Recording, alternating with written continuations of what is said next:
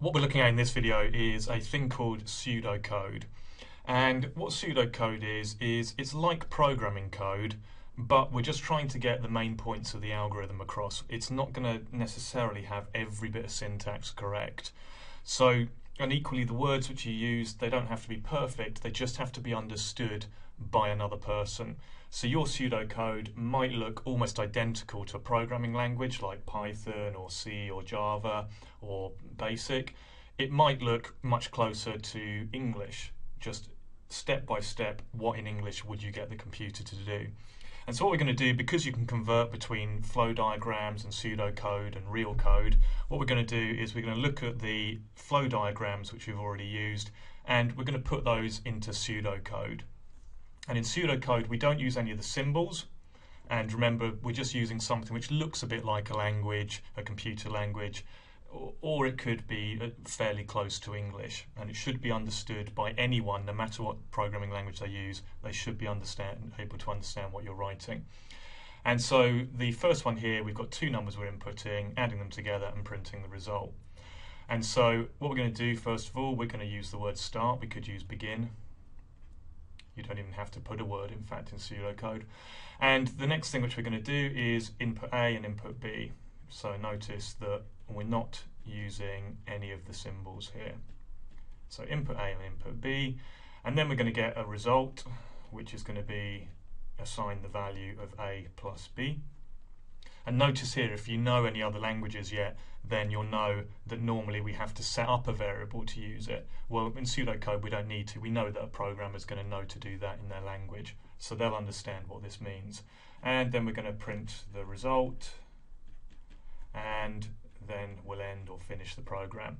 And so as you can see, pseudocode is much easier to write than these flow diagrams with all their symbols, and often it's much easier to read it as well.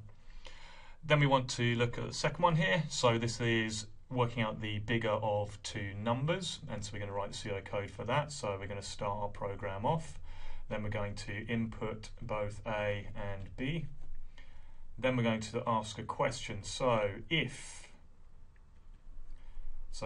A is greater than B, then, and you don't have to do it this way. If you want to do lowercase characters, that's fine. So if A is greater than B, then we want to do something. What do we want to do? We want to print A. Otherwise, so I'm going to use the word else because that's commonly seen in programming languages. So print A. Otherwise, if it's no, then print B, and then we'll finish or end. And so as we can see here, it's fairly easy to write some pseudocode. And the last one, which is with a subroutine, and I'm going to do this, I'm going to do a section of pseudocode over here for the purple section, and then some pseudocode down here for the orange section. So the purple is really quite easy. I'm going to start my program off, and then I'm going to input two numbers, A and B. And then this part here, I'm going to get it to find the average of A and B. And then I'm going to get it to print the result of the average, and then that will end. And over for working out the average, so that subroutine, it's going to be to find, so instead of start, I'm saying find the average of A and B. And it's going to have a variable called total, which will be assigned the value of A and B. And the result will be given the value of the total divided by 2, and then it's going to return the result. So return just means give back that number to the calling procedure here. So return the result, and that's it. So instead of lots of drawing of these diagrams, we just write simple bits of code here, and that is called pseudocode. Now you couldn't put this code which I've written into a programming language and it would just compile and work. You couldn't make it work like that. Pseudocode is to be read by humans. It can be very close to whichever language you like.